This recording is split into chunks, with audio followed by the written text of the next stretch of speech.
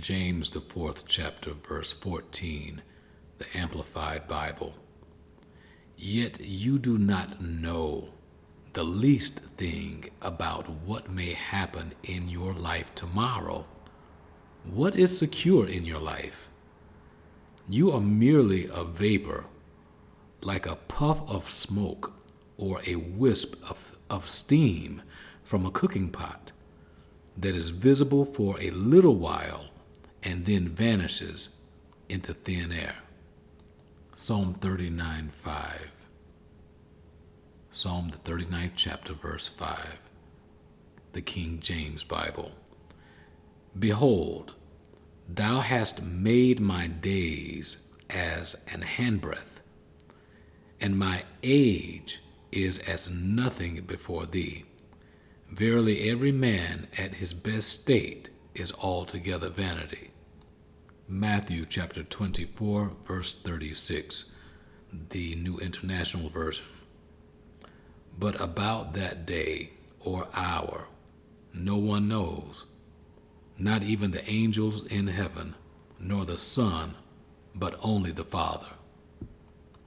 May the Most High keep us and favor us with His protection, with His guidance, with His love. The reason those three verses are the center of this particular message, if you desire to call this a message, is that we have to realize and we have to embrace the fact that the Most High is in control of everything, which includes our very existence. He is the very air we breathe.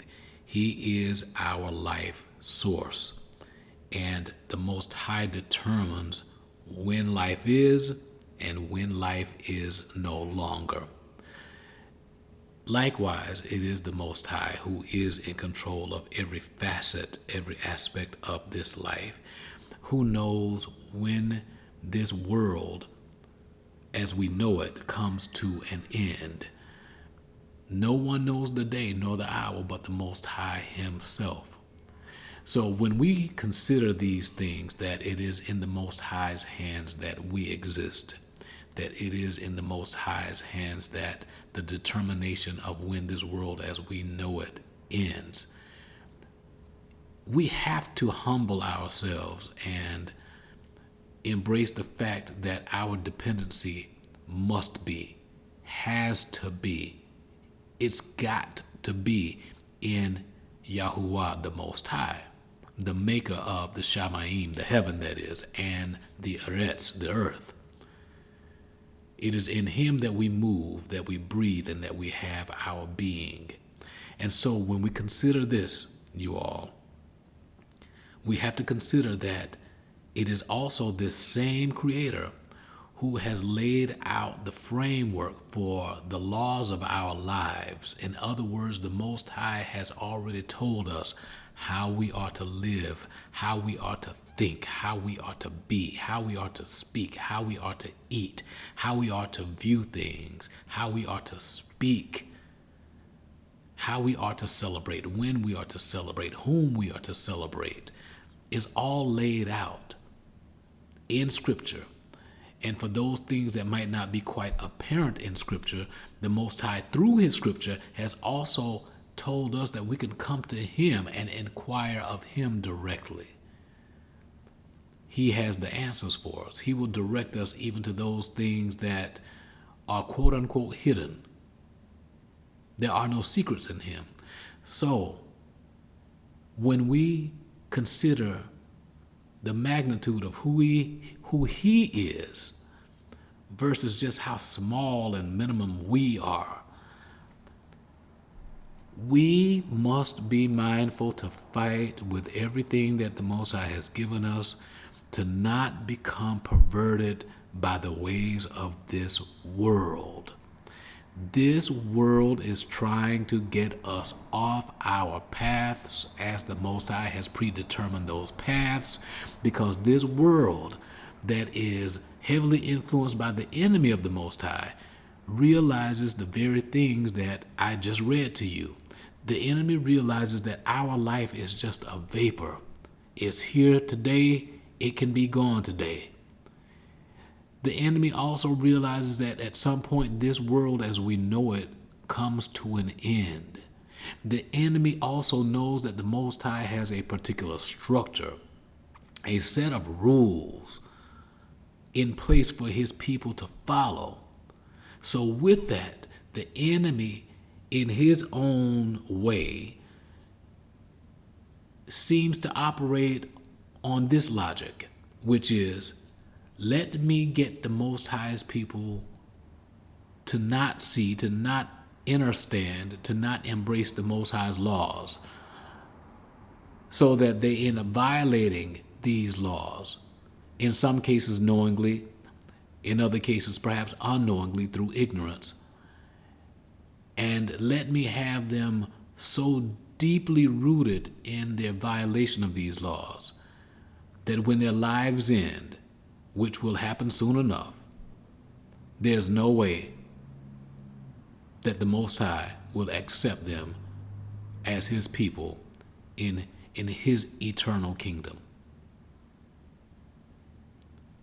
And this strategy is working, in my opinion, so well. We all have to fight every single day, multiple times throughout the day, to keep our ruachs in check. We have to literally turn our eyes from stuff that's right in front of us. And you don't have to look at television. You don't have to turn on YouTube, which those are bad enough, by the way. But just walking down the street where you live, downtown, in your community, on public transportation, in an Uber or Lyft, at the car dealership, at the car rental place, wherever, on the airplane, on the train, Amtrak even, and you are having to deal with stuff of a sexual nature, stuff of perverse speech, whatever, is so much that's out here. People trying to fight you based on your beliefs, telling you that you're wrong if you believe in life versus abortion. You're seeing also these zombies that are out here. What am I talking about? I'm talking about those who are so heavily influenced by these drugs, which I don't even know to call this stuff drugs anymore. These people are possessed. These people are literally possessed. They cannot even stand up. They're bent over. Some of them are walking at 2-inch increments of each foot while they are literally bent in half, like they've been folded over like an ironing board or something, and they can't even see ahead of them because they're bent over. Their view is downward or even behind them, and they're bent over and they can barely move. And it's not just one or two. This is droves of people on whatever this stuff is that's causing them to just flip, to just be someone other than who they used to be, perhaps. And then going back to the programming visually and audibly, going back to YouTube, which this post will be on YouTube, but there's another side to YouTube, and I'm really discovering it. YouTube has a dark side. YouTube X is what it should be called, I think. I was looking at ASMR videos earlier, and I like some of the massage videos because of the sounds. I usually just, crashing, going to sleep. By the way, crashing, I think now you guys use crashing for like becoming all irate and all of that. For me, crashing is going to sleep, just falling out, going to sleep, so to speak. And I was looking at these ASMR videos, the massage ones, and all of a sudden in my suggested videos, I'm getting a lot of gay content. And it seems that content is somehow associated with the massage content. And I'm looking at this and I'm saying, Number one, how does massage equate gay content? Maybe number one really should be, why is YouTube's AI algorithm, whatever, suggesting this when I've not used any of this stuff as search terms? I don't have those in my history. And I'm saying, what is it? And so it seems that they have somehow coupled some of the gay content with the massage content. So when you request the one massage, you end up getting the other as well, which is the gay portion.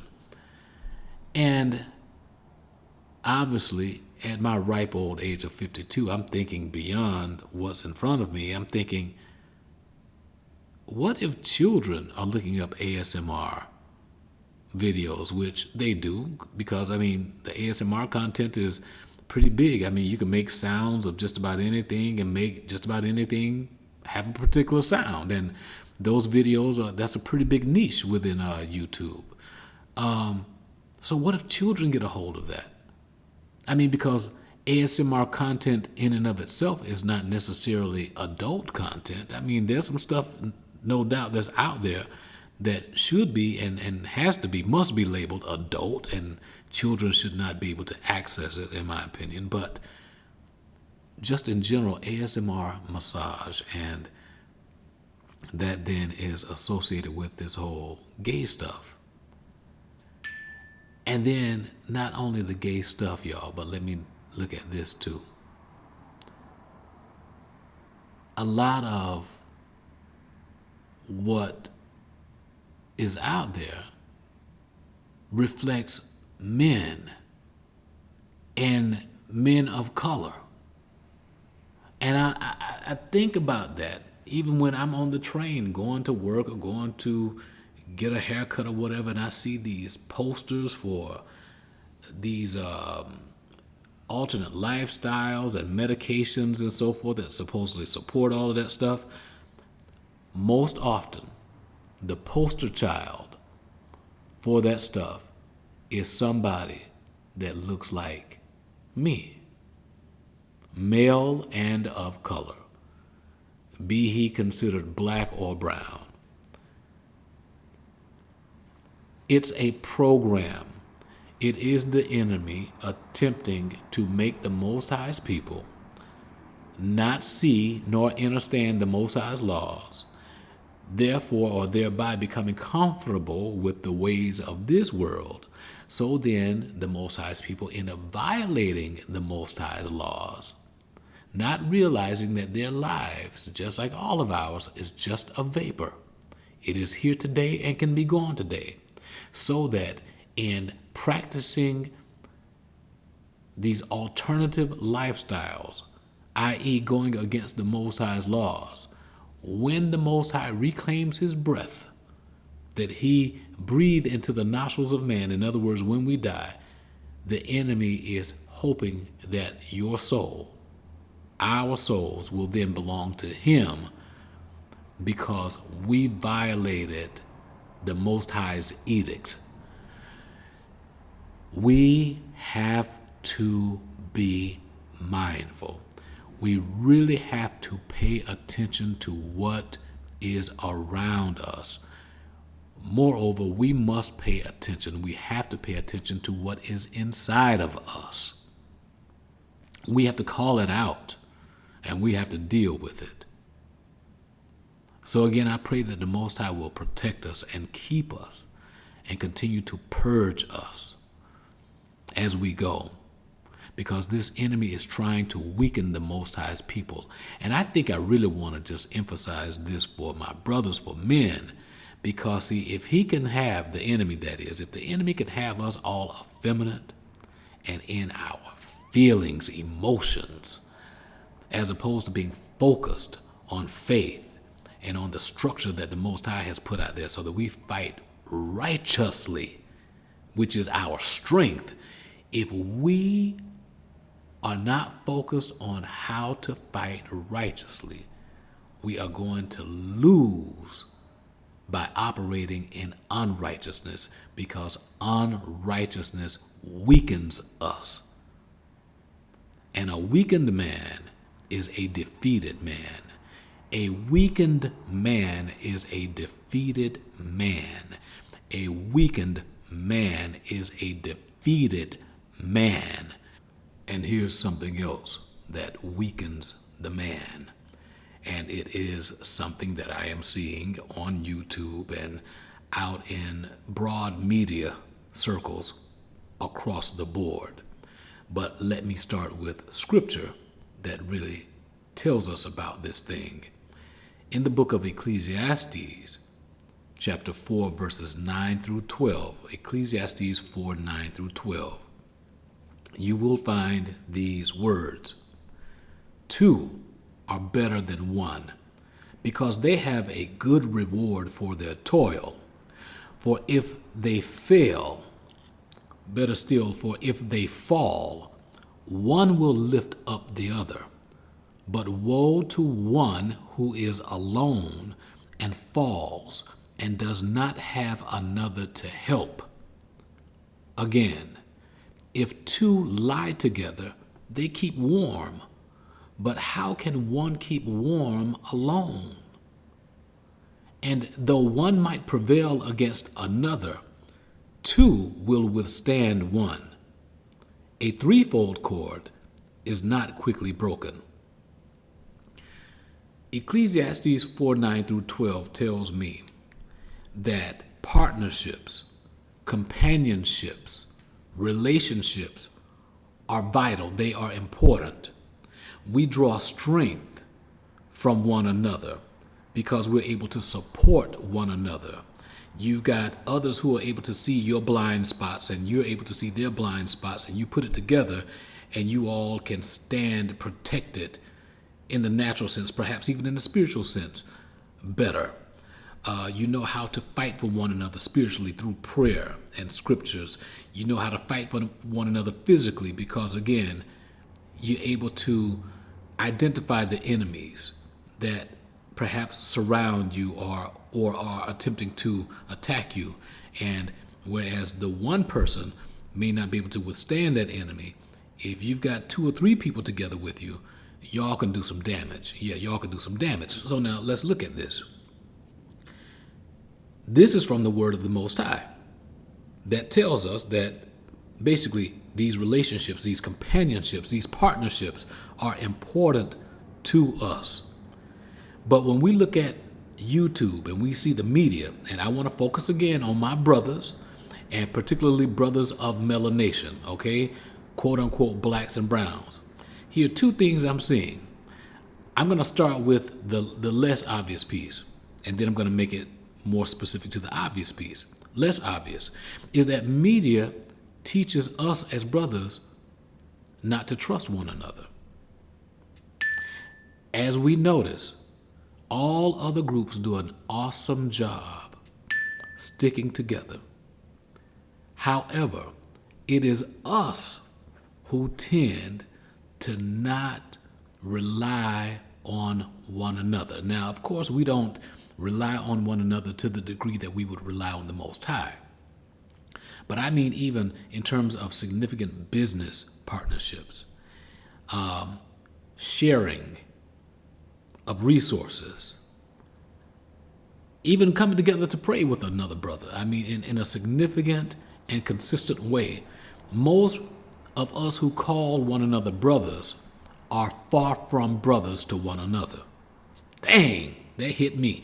Most of us who call one another brothers are far from brothers to one another.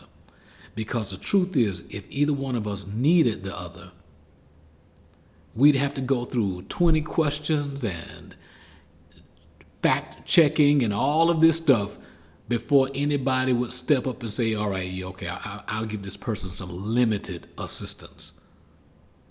Most of us don't fight for our brothers, and that's by design. That's by the program that weakens a man.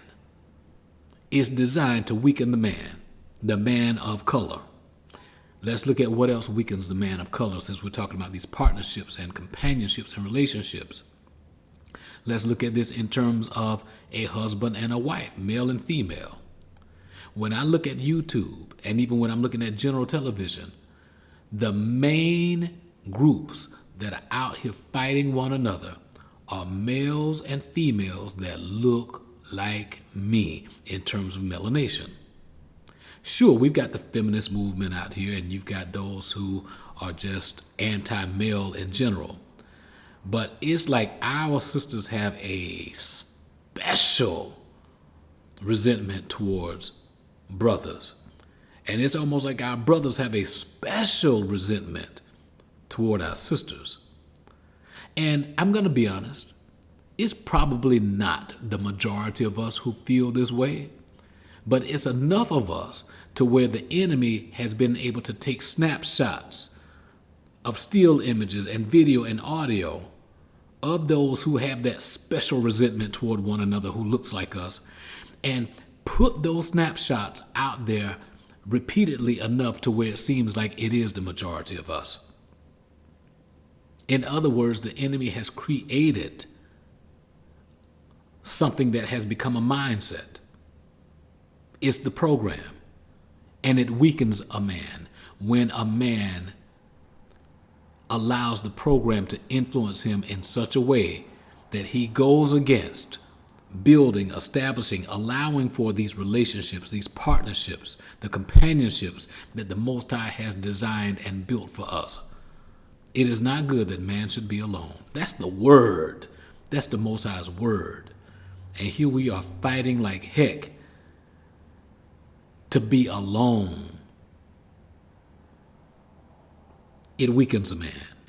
And some men appear to be very strong physically, spending much time in the gym and so forth, but they are already defeated because their minds are weakened. They don't know how to fight on other planes and in other realms, spiritually that is.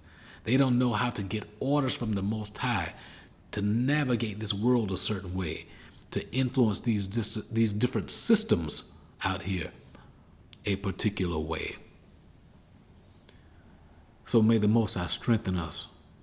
May the Most High keep us. May He cause His face to shine upon us. We need it. We need it. We need it.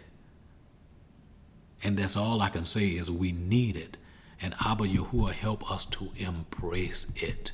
Right now, one of my key prayers is for the Most High to link me up with His people. I'm not talking about those who just call themselves Hebrews or Israelites, even those who might call themselves Muslims or Christians, whatever. I'm talking about those who are fighting themselves and fighting this world to yield 100% to the Most High's ways. Whether they are part of a group or not, I desire the Most High to link me to His people, and I'm letting Him direct that.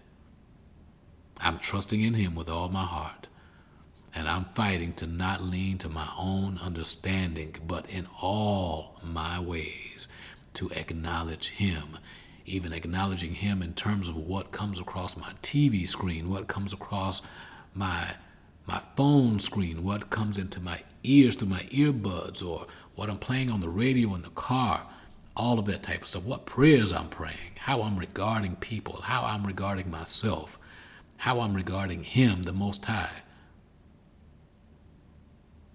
This is important now. Time is winding up, and it is so important now for us to fight fervently. No weapon that is formed against us shall prosper. In Yahushua's name I pray. Allah Yahuwah. Father, help us. So be it, and so it is. We know we win, but we definitely need more of your strength so that we're not weakened by this system out here. Amen.